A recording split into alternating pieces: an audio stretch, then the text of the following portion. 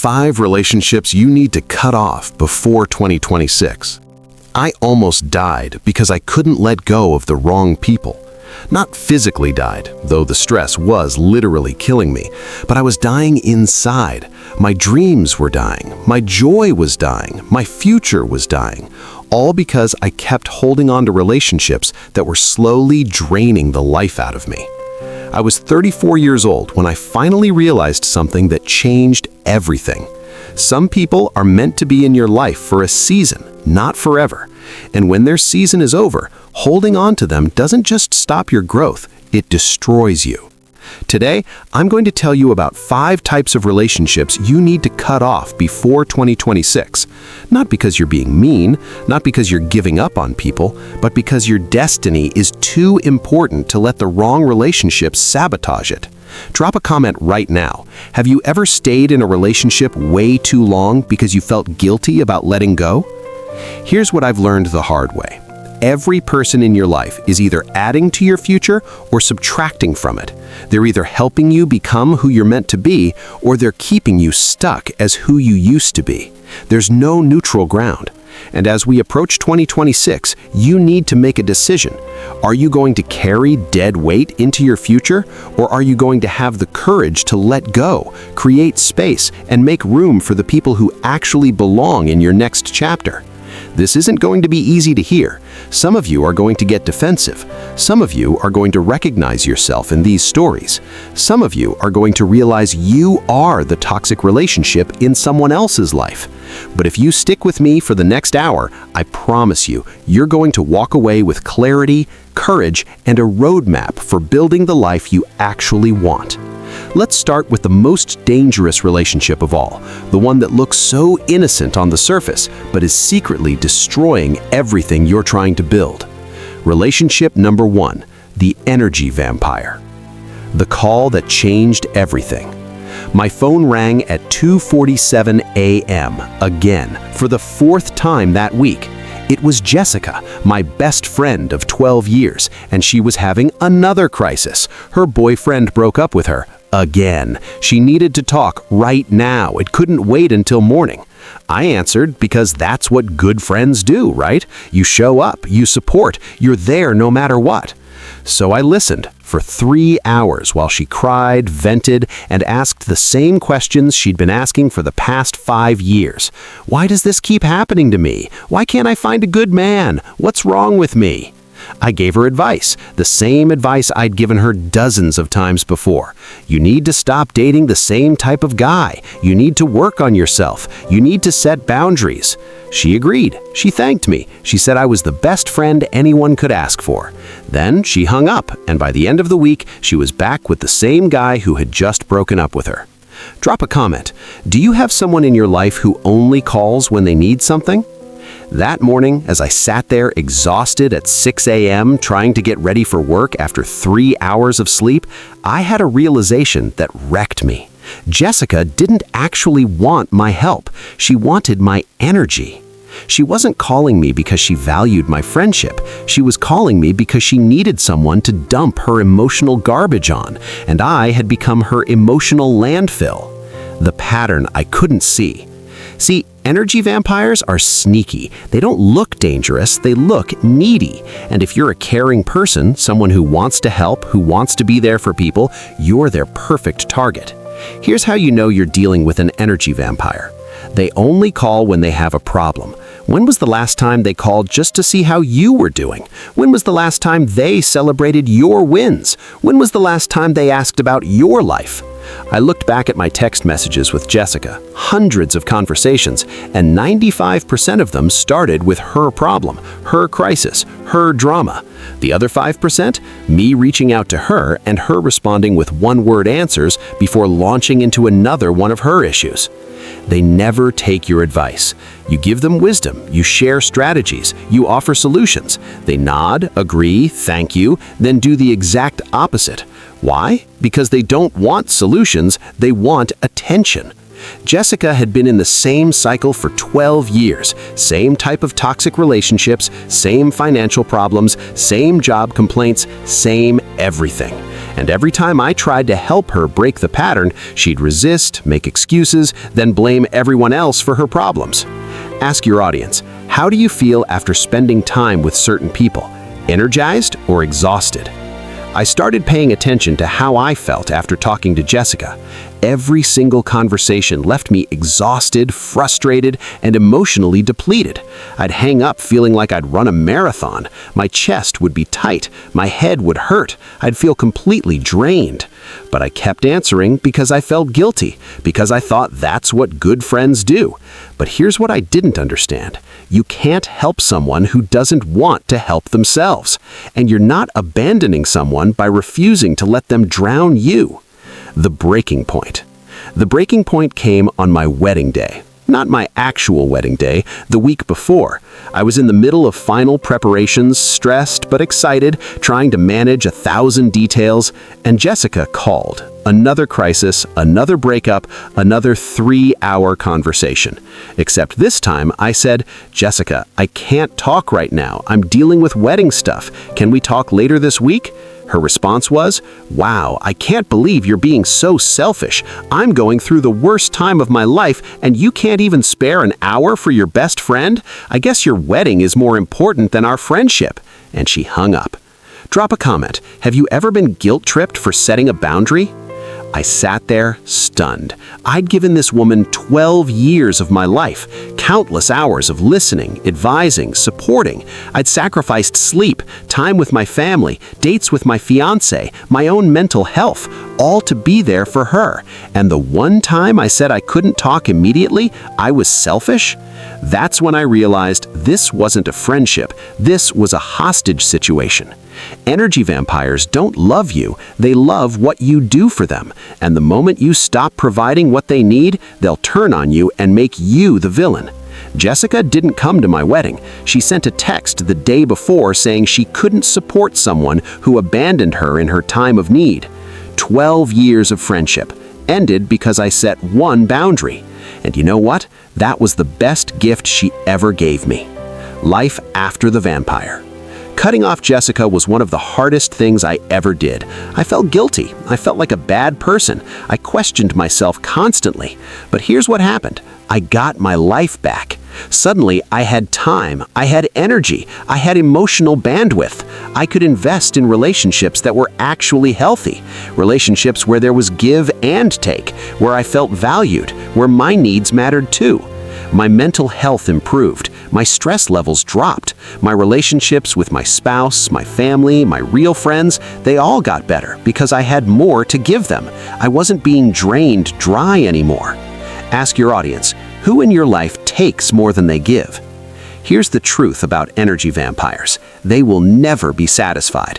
You can give them everything and it will never be enough, because the problem isn't that you're not doing enough. The problem is that they're a bottomless pit of need that no human being can fill.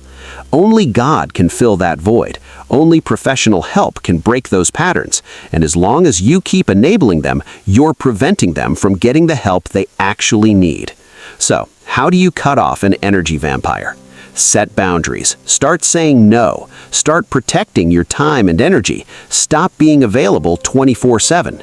Stop explaining yourself. Energy vampires will argue with your boundaries. Don't engage. No is a complete sentence. Expect the guilt trip. They'll call you selfish, cruel, a bad friend. They'll try to manipulate you back into the relationship. Stay strong. Grieve the loss. Even toxic relationships hurt to end. Give yourself permission to feel sad while knowing you made the right choice. Don't look back. They'll try to hoover you back in. They'll apologize, promise to change, beg for another chance. Remember the pattern. Remember the pain. Keep moving forward. Final question for this section. What's one boundary you need to set this week? Cutting off energy vampires isn't cruel, it's self-preservation, and it's necessary if you want to build the life you're meant to live. But energy vampires aren't the only toxic relationship you need to release. The next one is even more dangerous because they don't just drain your energy, they kill your dreams. Cliffhanger. The second relationship I'm about to describe destroyed my career, sabotaged my goals, and almost convinced me to give up on my calling entirely. And the worst part? I invited them into my life. I trusted them. I listened to them. And it nearly cost me everything. Stay with me. Relationship number 2, the dream killer. The voice of reason. His name was Marcus, and he was my mentor, or at least that's what I thought he was. I was 26 years old, working a dead-end job, barely making ends meet. But I had a dream. I wanted to start my own business. I wanted to help people. I wanted to do something that mattered. So I shared my vision with Marcus. He was older, more experienced, successful in his career. I trusted his wisdom. I valued his opinion. And he crushed my dream in less than 5 minutes. Comment below. Has anyone ever talked to you out of pursuing something you really wanted to do? That's not realistic, he said. Do you know how many businesses fail in the first year? You don't have the capital, you don't have the experience, you don't have the connections, you're going to lose. Then, a few weeks later, he'd reach out, apologize, say all the right things. I was going through something. I didn't mean it. You're my brother. I can't lose you. I'll do better. And I'd believe him because I wanted to, because 18 years of history felt too valuable to throw away, because I told myself, this time will be different. But it never was. The pattern repeated over and over and over for years. And every time I went back, I lost a little more of myself. Here's the truth about relationships we can't let go of. It's not about them, it's about us.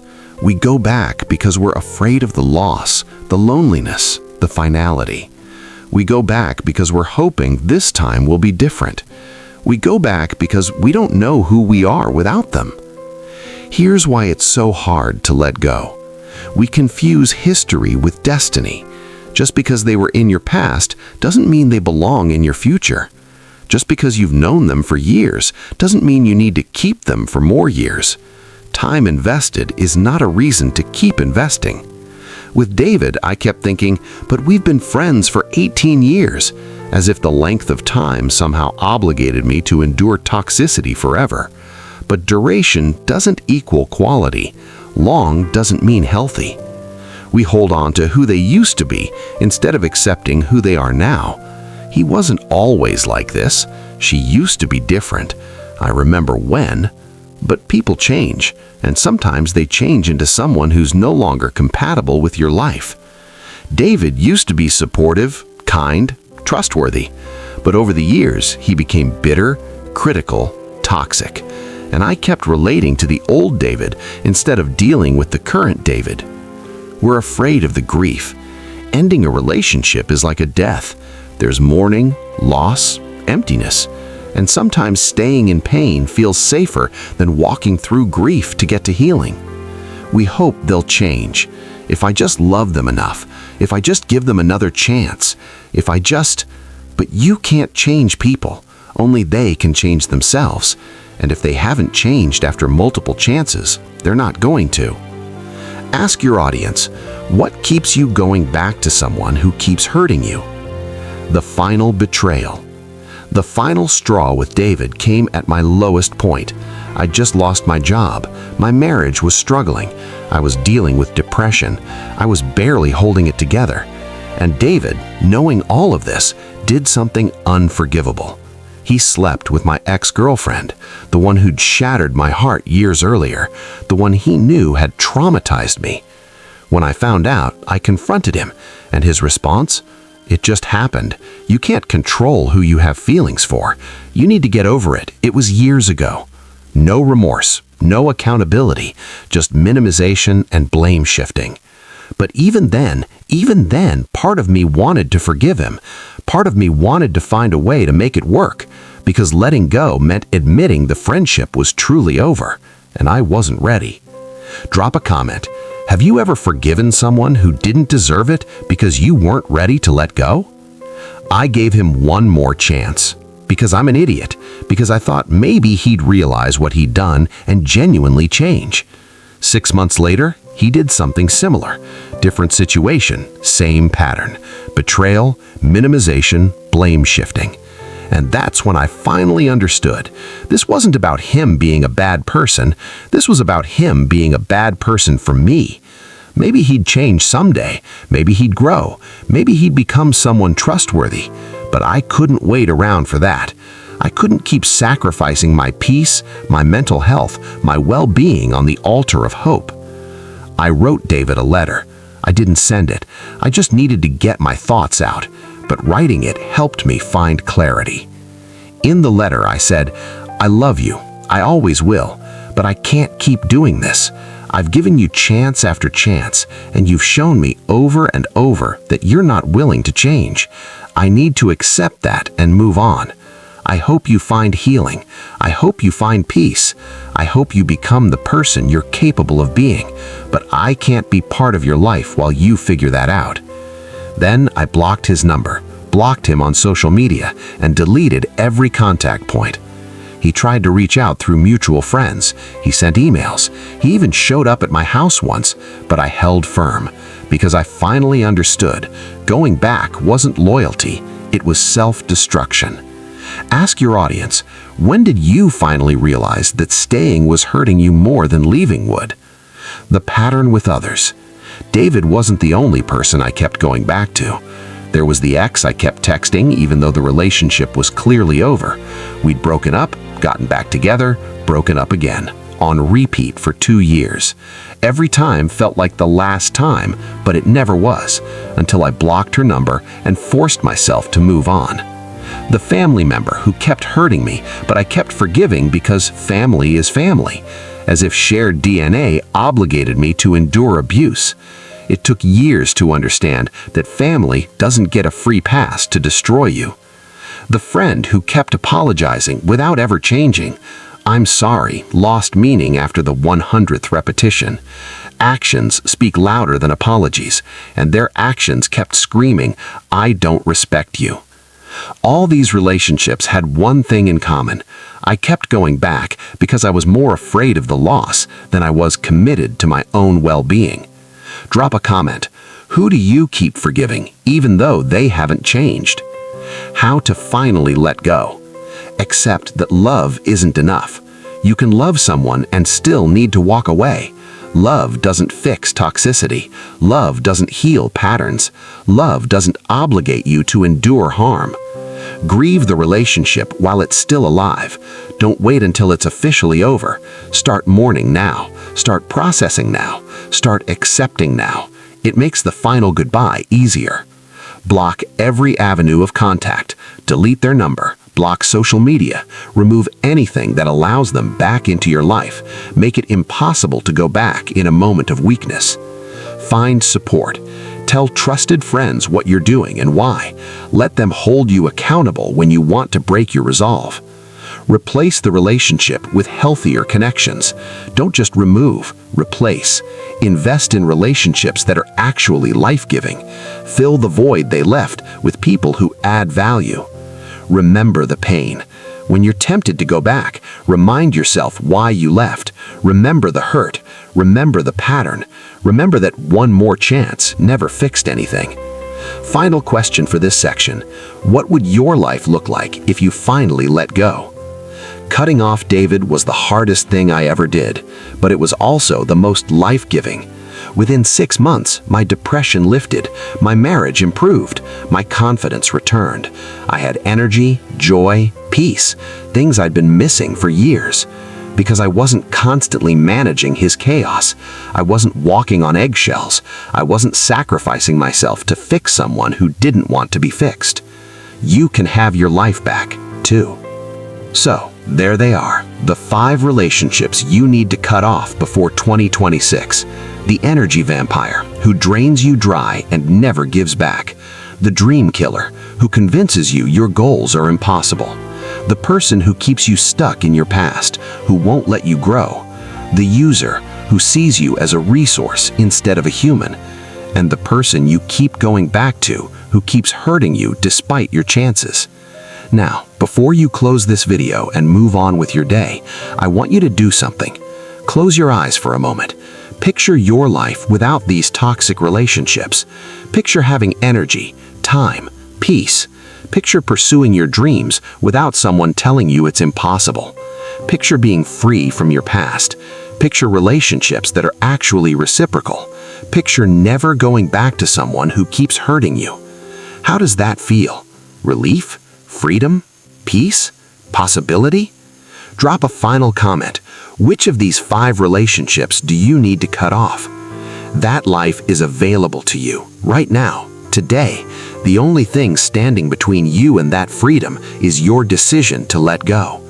Yes, it will hurt. Yes, it will be hard. Yes, you'll grieve. Yes, you'll second-guess yourself. But on the other side of that pain is a life you can't even imagine right now. A life of peace, purpose, and possibility. Proverbs 4:23 says, "Above all else, guard your heart, for everything you do flows from it." Guarding your heart sometimes means removing people who are trying to break it. It means protecting your future from people who want to keep you in your past. It means choosing yourself even when it feels selfish. 2026 is coming, and you have a choice. Carry these toxic relationships into your future, or cut them off and create space for the relationships you actually deserve. Here's your action step. Choose one relationship, just one, that you know needs to end. Today, take one step toward cutting it off. Block a number, decline an invitation, set a boundary, write a goodbye letter, even if you never send it. Do something that moves you toward freedom. And then come back and tell me what happened. Share your story in the comments, because your courage might give someone else the strength to do the same. Remember, letting go isn't giving up, it's making room. Making room for better relationships, making room for growth, making room for the life God actually wants for you. You deserve relationships that add to your life, not subtract from it. You deserve friends who celebrate